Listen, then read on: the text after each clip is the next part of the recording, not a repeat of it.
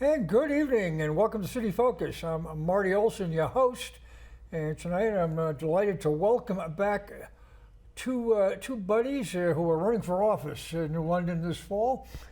To my far right is Hans Hartman. He was in a couple of weeks ago, and in the center stage we've got Aaron Ide, and Aaron has run for council twice before, and he's giving it another shot. And I think we got two quality candidates here who deserve all your attention and ultimately your vote. So, gentlemen, welcome to the program. Thank you. Thank you, Marty. How are things going now that we've broken through Labor Day, and this is when everybody says the campaign season heats up? So, what do you guys got on your plate? So having this be my third time around, last time I started right after endorsement back in early August or late July. This time with the Democrats eating themselves in a primary.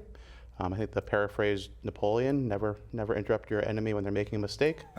So I've taken a bit of a slow approach to getting started. Not denying putting out signs. People have asked me for signs in their yards. I put those out. I always carry around a few of my business cards. It looks just like my big yard sign. Shake hands, go to events, but not actively going around doing doors and campaigning, hard yet. But I think part of it's just a matter of getting around and just letting people know that I'm back in the race. Yeah, well, their primary's next Tuesday, so Correct. That puts that to bed. And we need to worry about what we're doing. We can't control what they do. Yeah. Yeah. I actually, because this is my first time running for city council, I have been knocking on doors and getting out there, trying to meet people, putting up signs where I get permission from people to actually put up signs, and using my iPhone to speak languages like Hindi that I don't know. So thank God for iPhones and Google Translate, so I can actually speak to people in other languages. Well, there you go. It's all about the effort, I think, and with what Aaron has done in the past and what I'm doing now and what all of the Republicans are doing across the board as far as working to get our names out there, working to let people know that we're not sitting on our hands waiting for the Dems to implode, which they're doing all on their own. We're actually showing people that we are the party to change things back to being a better city to live in. Well, I think we've got a good slate, and I've had all of our candidates on except for Gina Phillips. She hasn't been on yet, so I'd like to get Gina on. If you know a way maybe to help nudge her, although she's, I think, living in ecstatic land right now. She's now a new grandma. Yeah, so first grandkid, yeah. So Yes. she's, I think, excited with that. Extremely, yes. Her granddaughter was born at 1:11 a.m. That's past my bedtime. Yeah. Well, it's because you're so young. That's it. No, but no, I'm happy for her, and I know that she's very busy with her paving company and all of the things that she's doing, and she's helping out so much with everybody as far as their campaigns as well. She's just kind of tough to nail down right now.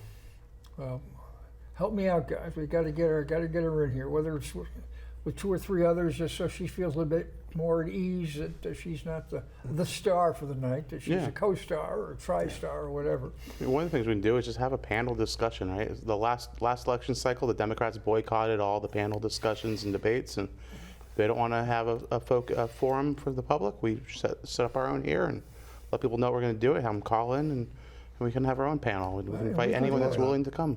Yep. I would love that. I'd like to see you guys get as much airtime as possible between now and the election, and Yeah.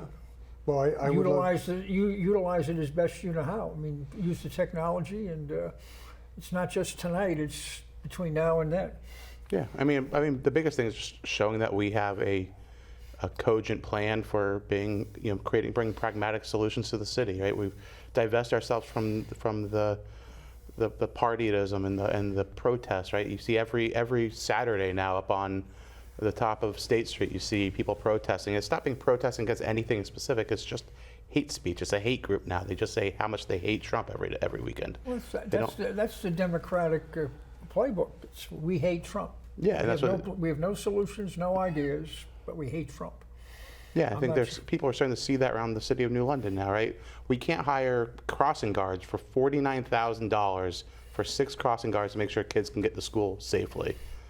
But we can pay the bonding on the can pay the bonding on all these luxury projects that the city's taken out. We can pay, all these executive staff members getting raises, but 6 crossing guards for the school is somehow too far out of reach for the current council and mayor. And losing 11 of the recycle and trash pickup guys. Public Works, the highway division's down to 2 guys. Well, I was speaking to a gentleman named Will as he was picking up the recycle in front of my house, and he said, "I'll be back around to get the garbage because we're doing double duty now, and we were told don't work past 40 hours because we're not paying you." And he said, "Well, what about fixing our trucks at least?" They said, "Well, make do with what you have."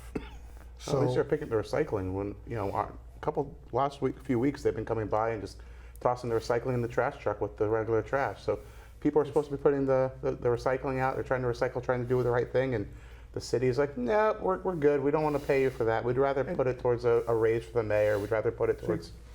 What I don't understand is, weren't the Dems the ones who are like, "Oh, the planet's going to end, we got to fix things," and we're the party of the little guy? Actually, they've never been the party of the little guy. They've been the party of themselves. And if you look at all of the people if you look at like where all of the Democrats live, they're not the people who are living downtown. They're the people living right on the shoreline. 85% of the people living right on the shoreline are Democrats. They're driving the very expensive gas-guzzling cars. They're the ones who are going, I don't need to recycle. Very rarely do you find a lady like I found the other day who takes a bag with her when she goes on a walk and picks things up. But she was one of the ones who said, "I'll listen to you, I'll talk to you, because I vote for the person, I don't vote for the party." So when you find party people, like Aaron was saying, we're not about party, we're about the issues, we're about the people. We're trying to make it better for the people in New London. Well, That's to what do it that, is. you got to listen. You got to talk to people, and you always learn more when you're listening than when you're talking. Very much. Yeah, I mean, the biggest thing is nationwide party politics and ideology doesn't align with small city governance, right? Right. We need pragmatic solutions. Like, one thing I ran on 2 years ago, for some reason, was not picked up by the Democrats, was a 50-year project plan for the city works, right? So we tear up our city streets in New London every 3 years or twice in a year, right? Well, like my street got torn up for the lead line inspections, and it got torn up again for gas mains. Montauk got tore up And that was after it was paved, wasn't it? after it was paved. And Montauk, same thing. They paved it 5 years ago. They put in new gas lines 3 years ago, new water lines 2 years ago. It's ridiculous. There's no planning. They go, "Oh, it's out of our control. That's Viola or that's Eversource." Well, they don't work in a vacuum. They work with the city. If we put out a 50-year plan, like any large organization that's trying to plan, New London will be here in 50 years. No matter what it looks like, it's going to be here in 50 years. So why aren't we planning to at least get to the next 50? Right? I would say 100 years, but it doesn't have to be the same exact plan in 50 years as it is today. You can revise it 100 times between now and 50 years from today. But, I'd be happy if the Democrats would even plan out 3 years in advance. that's the problem. They don't plan. I don't see planning. I see problem, reaction, problem, reaction, problem, reaction. Instead of, "Hey guys, let's sit down, let's talk, let's figure it out, let's try and get this worked out so we're not spending money that costs all of the taxpayers' money, so we can have things that are working for us and not Or having they streets ignore the that are torn." problems. I mean, if you ignore some things long enough, they'll go away. Yeah. Keep saying that. So you could run as a Democrat too. Well, I've served with Democrats who operate like that. So to your point, right? So one of the things, I've been on the Projects and Programs Committee for the Board of Ed. I was with Brian Dowdy for years until he resigned last year. But I've been on there for 4.5, 5 years now. One of the things we did with the closing and the coming to the end of the middle school and the high school projects was developing that 5-10-year plan, right? The 7-year plan with Miguel Gauthier, who's the director of public works for facilities for the Board of Ed, and like when basic things. When you need an elevator inspection, what year you're going to need to go change the HVAC system, what year we need to replace the snow plows or the snow blowers for the schools, right? That kind of stuff. And we put that plan together, and it worked until this summer when the mayor's budget flat funded the Board of Ed. And flat funding meant that our maintenance cost for the school was cut by almost 50%. Yeah. So somehow flat funding still meant all the pay raises and all the pensions get paid out, but the actual things that keep things running, and an ounce of prevention's worth a pound of cure, right? Let's prevent some of this stuff. Little things, right? We're not doing elevator inspections, so now we're going to have to go recertify them. Like little things like that are tenfold cost increases. Well, they'll be closed down when handicapped people need to use the elevators. So then we'll be out of compliance because somebody didn't think about, well, you know what, let's plan this 6 months out so we can have it done at the right time so we get the most bang out of our buck for how long we can have it go. Certain capital equipment it has a life, and we ought to know what that life is, and that ought to be inspected. So are we on target? Do we need to replace or repair? Well, and then then budget for it and do some it. things should not be replaced every year, like the floor buffers. Why are you getting a new floor buffer at however many thousands of dollars every year when those floor buffers will last 5 years easy, but every year they're getting new floor buffers? It's money badly spent because somebody is buying the new ones and nobody's telling me, where's the old one going? Don't know. A lot of times it comes with a grant money, right? That's the excuse. Oh, well, we're not paying for it, it's a grant money. Well, where's the grant coming from? We're still paying it. It's still coming from Connecticut. Oh, who's paying the taxes for Connecticut? It's still us. We're still paying the taxes, right? We're still the taxpayers, regardless if it's federal or state funding. These are not free money. And they go, oh, we got money, we're getting money coming in for free from, whatever grant, this grant, it has to be used by this time. You can let a grant expire. I get that, like, it's nice to have the free money.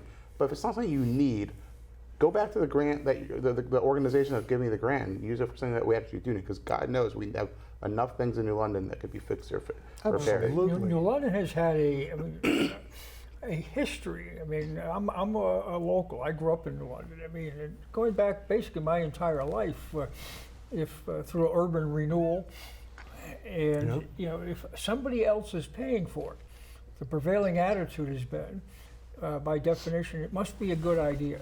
Irrelevant to the string. Yeah. And the unintended consequences come along with some of these things. I mean, the grant runs out, how are you going to pay for it? If you got personnel or you got replacement parts and things of that nature, and that's generally not given much thought or consideration. Well, look at Fort Trumbull, for example, right? That's a good example, right? That was urban renewal. We eminent domained it to give it to Pfizer. We cleared out houses and neighborhoods and tore down buildings and claimed that they were all derelict and people were living there. It was a community, right? But it's also prime waterfront real estate, and it sat empty for 20 years, not generating tax. And so, what's the real estate development the Renaissance Development Corporation do? They find apartments that are going to go up. They're going to get tax abatements. So now you're not giving.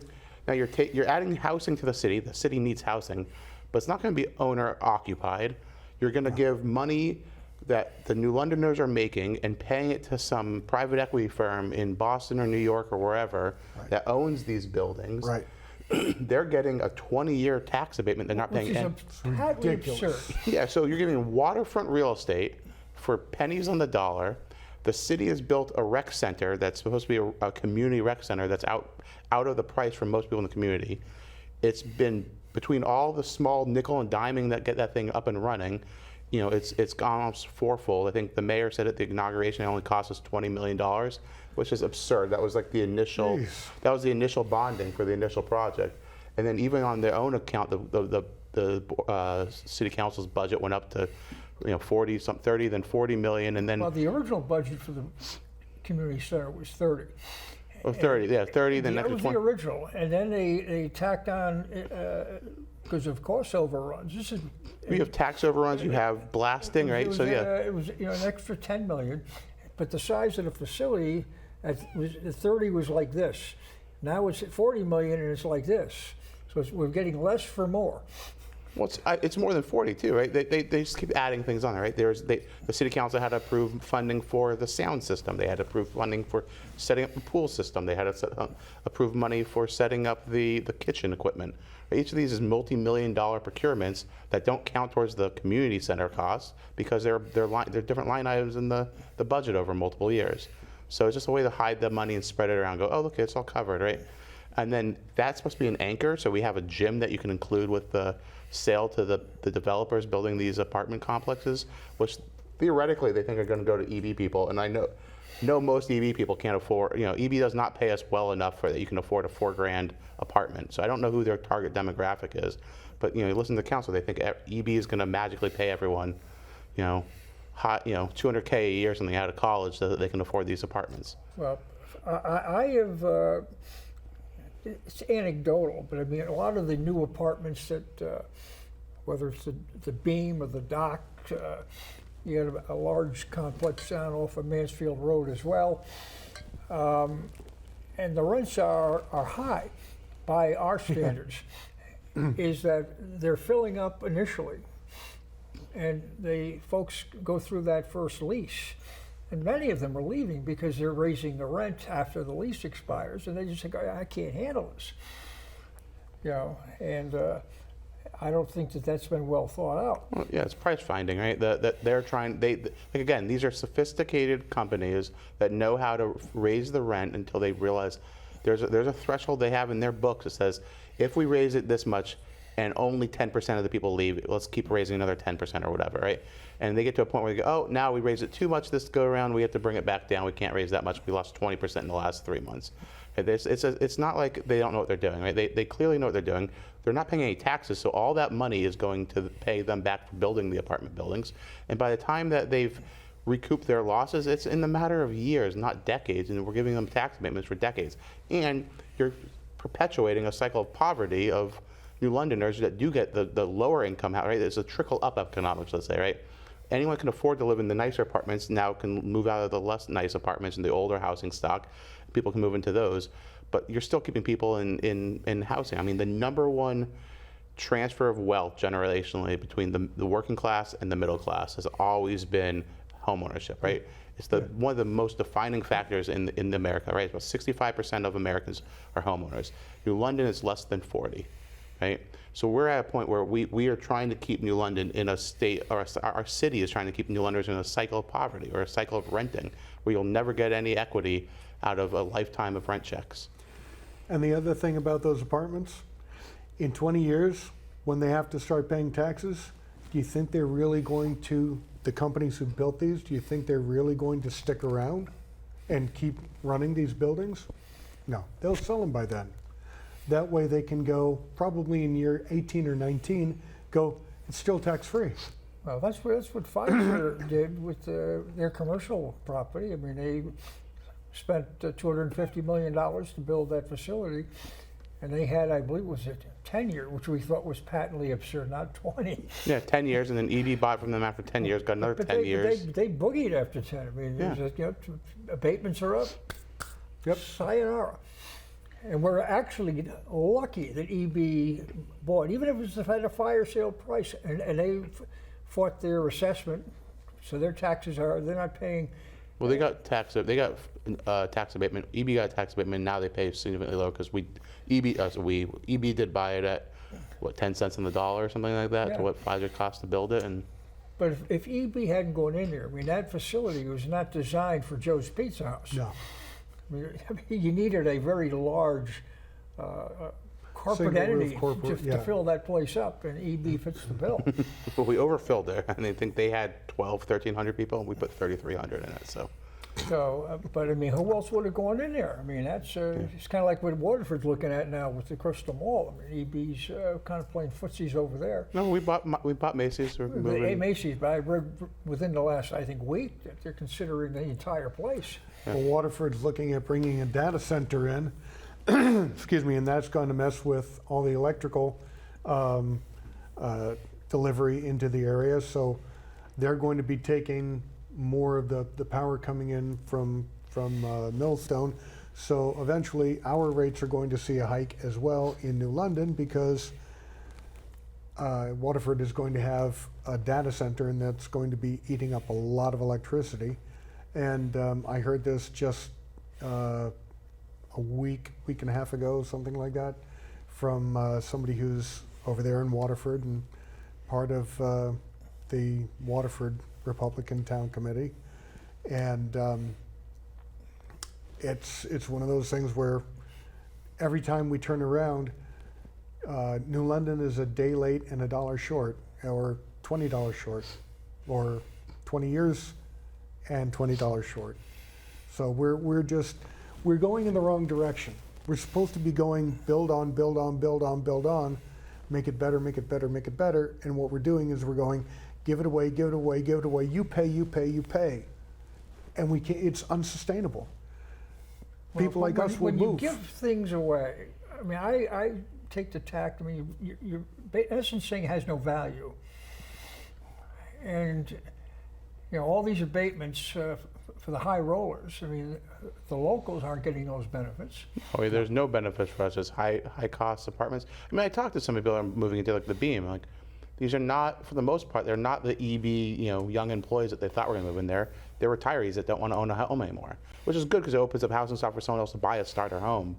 You know, but they're not coming from other parts of New London. They're coming from other states, and they want to, hey, I want to live in a coastal community. I want to get out of New York, or I want to get out of Boston metro area, and give up my 4,000 square foot house and retire to a smaller apartment where I can live in a city, which is nice. New London's a great city. I love it for that. And these apartments also really are not geared for families. I mean, there's no amenities for children or families. It's for empty nesters, singles, young couples with no families. I mean, that's what the community center is supposed to be, right? And even that was a fight. Talking with our Rex department, originally they were going to get 2 hours a week or 3 hours a week or something. Now like Miriam's in the youth, the youth affairs at New London Youth Affairs Rex department program. So she's at playgroup 3-4 times a week, right? In the morning they do like an hour or two a day.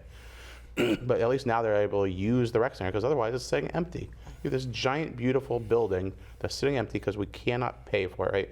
So when you factor in all the costs, right, you're closer to like $88 million for the rec center. If you add up absolutely everything that goes with it, right? And let's say it's a 20-year bonding, which is about average, and let's average it around 5%. I don't know what the actual bond rate the city gets is, but over the last 10 years, let's say it's been about around 5% on average. Okay. So that you leave New London with how many? New London doesn't have a lot of taxable properties, about 1,600. So when you actually do the math, it's about $800 per taxpayer per year if you average it across the median, right, or the mean. So you're already paying as a New London homeowner or a business, a property owner, you're paying already about $800. The family rate is $100 a month, so you're now paying another $1,200 a year. So you're paying $800 to never use it, or you're paying $2,000 if you want to use it. So, but who's going to use this place? I mean, when I look online, whether it's on Facebook or on websites, Whales Tales, or comments to the day on articles, the folks that seem to be have all the excitement for this place are the folks that can't afford it. And the folks that can afford it, you don't see them penciling in and saying, hooray, I'll be down there tomorrow morning. Maybe I'm misjudging it, but that's just one man's observation. Well, like for the 3,300 of us that work at EB, right, in New London, or until recently I used to work in that building, there's actually a very nice gym in that building. Pfizer left us a great gym in there. It's $12 a month. I don't know at what point is the family plan worth paying $100 a month if I'm already paying $12 a month at the gym, which with a toddler I'm not going to a ton already. Plus, if I bring the kid with me, you have to pay for daycare in addition. It's not part of it. It's not included. Right. So you're paying for the daycare when you go to the gym anyway. So And there's a plethora of gyms, and I mean, like this one just down next door here. A couple of doors down from where we're sitting. Let's see what we got going here. Good evening. You're on the air. Oh, yes. I got a question for you, too. You guys up there. I don't know who you are, really, and I could only read one name. No, my question is this. I've heard you say things that are wrong, that you would like to change, but what have you done in this past year? What are you doing now? And can you do anything before the election? And I'll let you answer any or all of those. Okay? You gonna Okay. hang on the line, Larry? Or are you going to hang up and let these guys discuss the topics? Okay. All right. All right. Thank you. Okay. Bye now. Yep. Okay. So one of the things I've been doing, I have a nonprofit, a 501c3 called the Mini 8th Air Corps. It's a flying museum. So I've been I have a side enterprise called Scalebirds where we're building half-scale World War II fighter planes, and we're building them as kit planes. And on the educational side, because we've gotten enough people have been really interested in it and donating their old replica fighters, we've been collecting them, and we're now in the process of building and fixing them up. Starting working with some local teachers, one guy out of RMMS, one guy out of Groton, but in the local community here to get children more hands-on experience and putting together. Excellent. So we have a couple old kit planes that we're starting to build over in we have a shop in Groton, Cook's Equipment next to the airport at the industrial park over there. We have 3 airframes. We're trying to get some, get the Civil Air Patrol in there, get Boy Scout troops in there, and use that nonprofit to try to teach trade skills. So before I did all this, I spent 10 years at New London High School as the mentor for the first robotics team. So trying to work with the kids there. And one of the biggest things I realized was like very few kids in New London have ever used tools, have ever machined anything, have ever built anything. It's just not in the culture in this community to really be hands-on and build stuff like it was when I was growing up.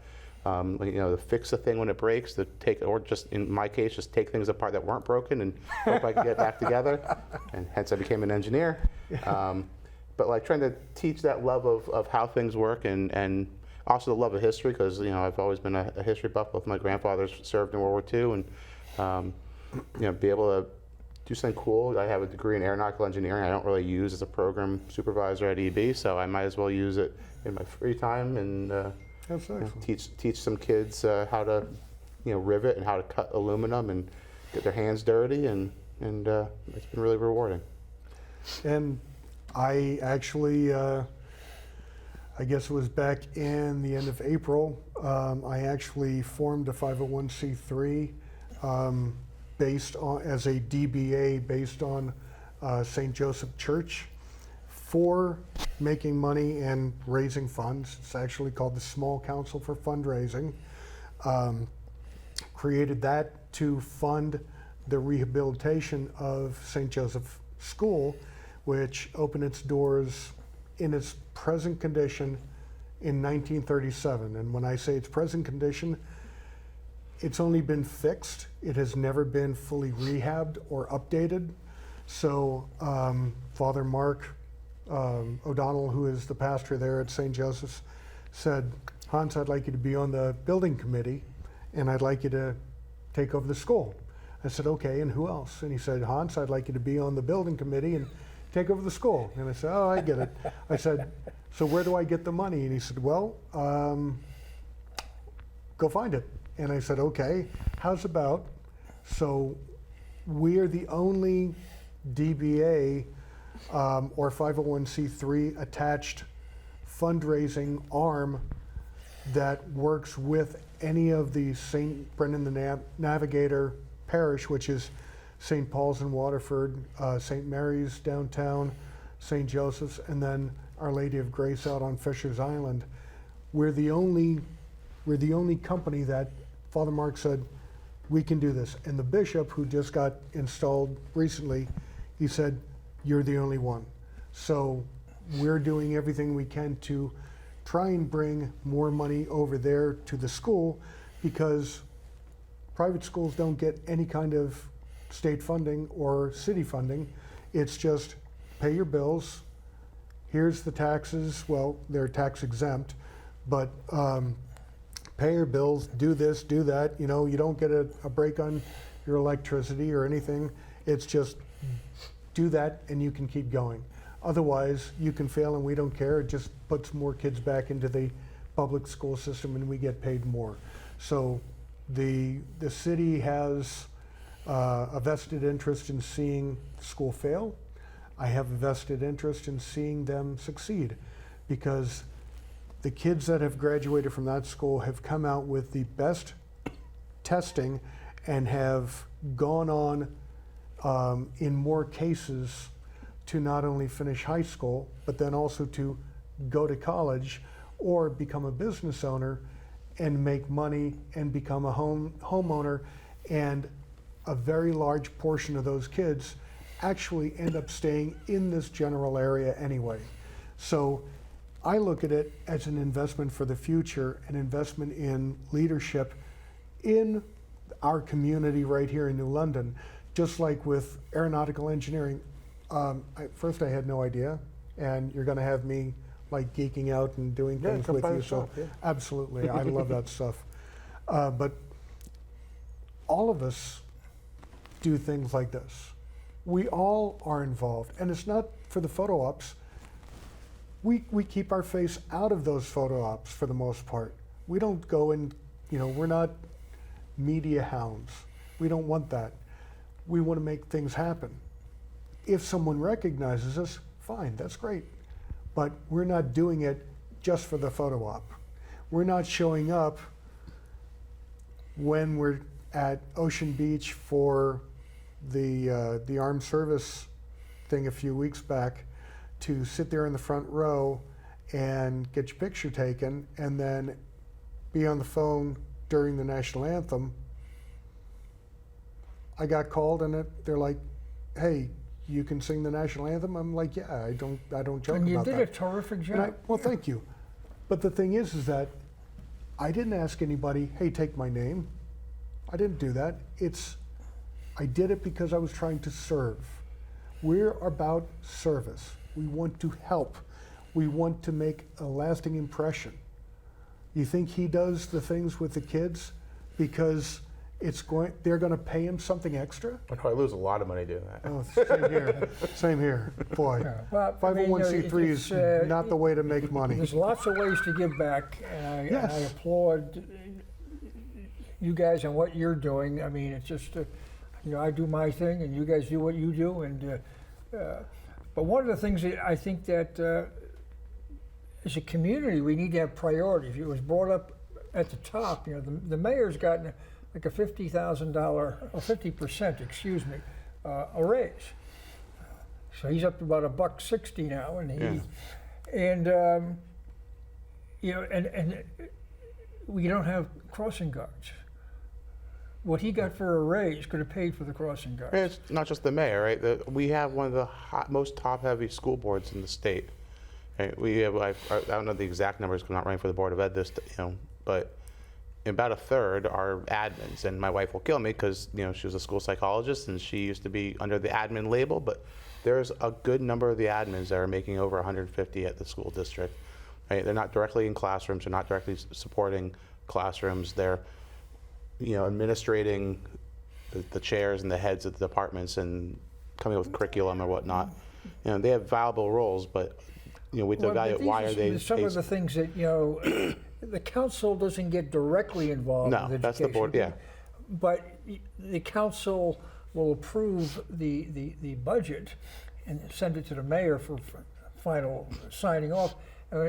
As you noted at the top too, a flat fund. Really, it's not doing much for our schools. when we're trying to attract young families into the community. Right. And if they see that New London is not taking care of education, which is having a difficult time meeting standards as it is, how are we going to get that? Yeah, so one of the big things is when we went to the magnet system, right? The pull kids in from other districts, you get money from those districts. They get from the state. From the state, yeah. So they get money for each student that comes in, but there's a minimum, I think, of 25% out of district, with a maximum at 50. The STEM high school, when I first started volunteering there at the robotics team, was 50% with a wait list, right? It was half New Londoners, half out of district, and there was a wait list to get in from out of district, and the quality of the education and the students graduating there were going on to, the Ivy Leagues, and they're going on to service academies, they're going to top schools. And then we went to this all magnet program, and it's dropped off between the pandemic and between the community colleges now offering co-terminal community associate's degrees with your diploma. We've gotten to a point where we can't even keep the 25% out of district. We're not meeting the benchmarks that the state has. No. Yeah, and so like enrollment, put part front of of us, part of the funding for the middle school and the high school is funding, right? If we meet the benchmark, we wouldn't get the funding.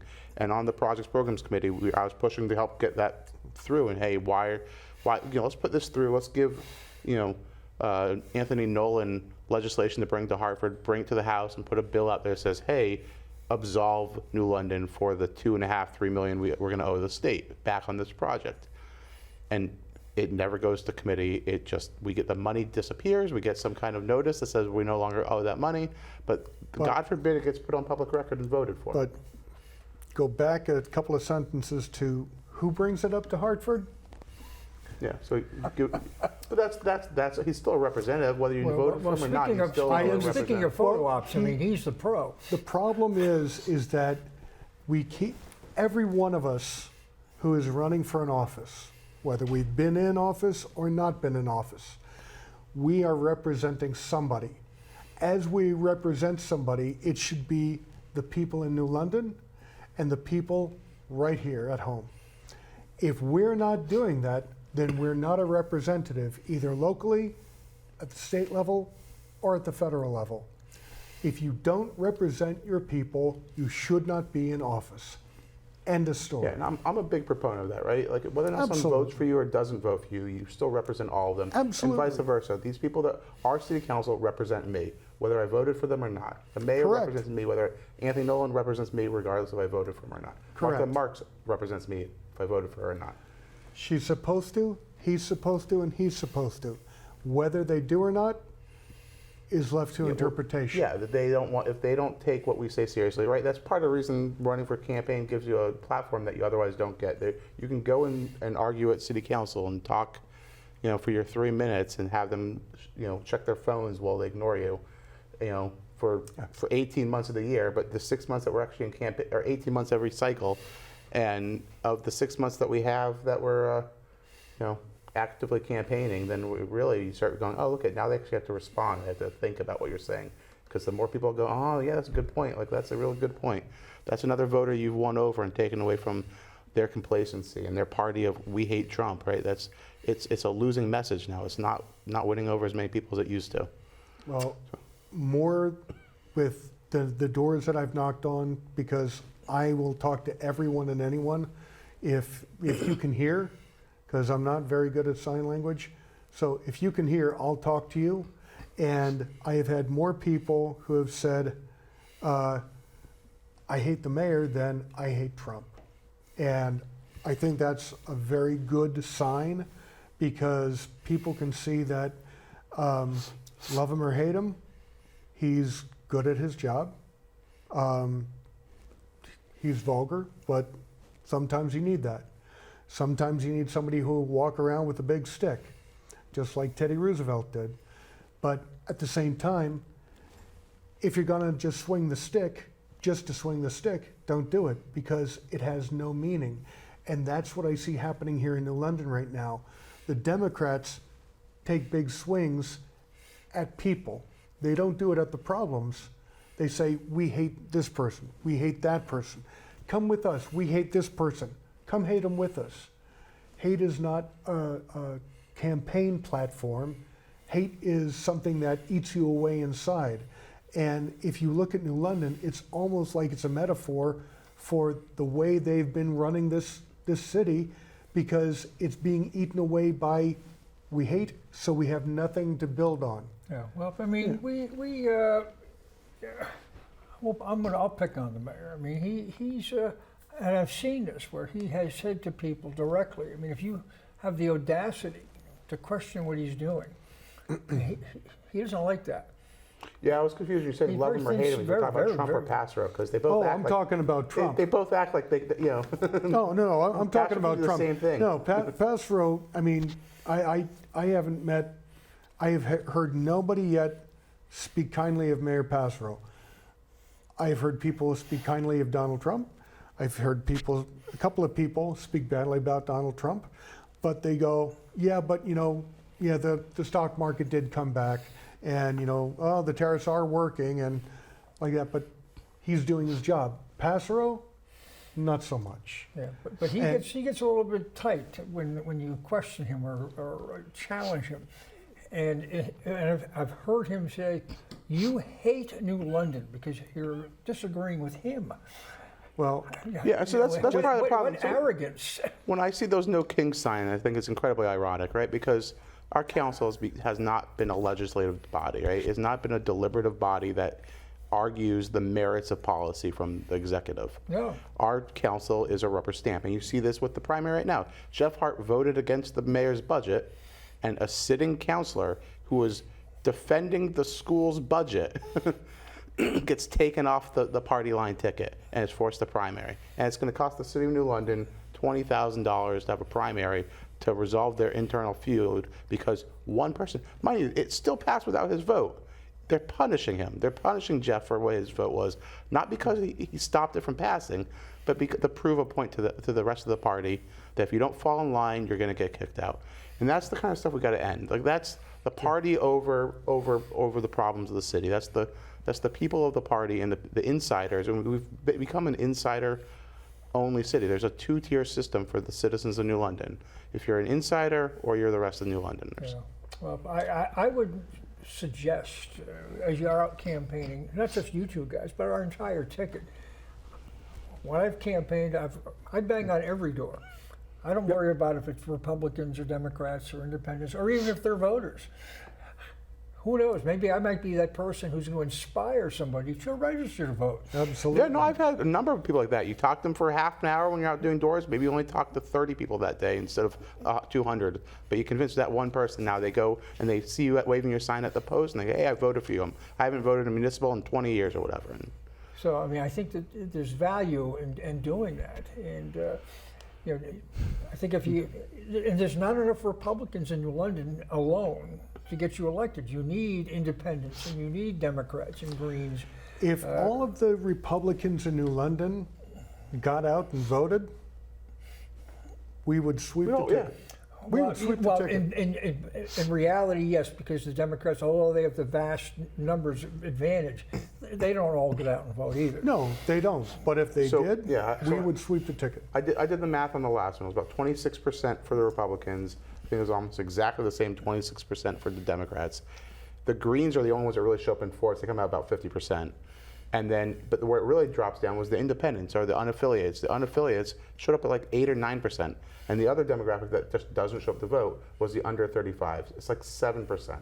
Like anyone under the age of 35 does not vote in municipals because which ironically is what affects them the most. The same people I talk to at work, the same engineers that work for me, will come to me and complain that they can't find housing and it's too expensive to live in this area. And they took the job here and they moved from wherever they're from, but they're shell shocked by the ticket price living in the coast now compared to wherever they grew up, right? They go, oh, I took the job out in Connecticut because it pays more than in Indiana or wherever, but then they get here and they go, oh, that's why, because I can't afford housing here.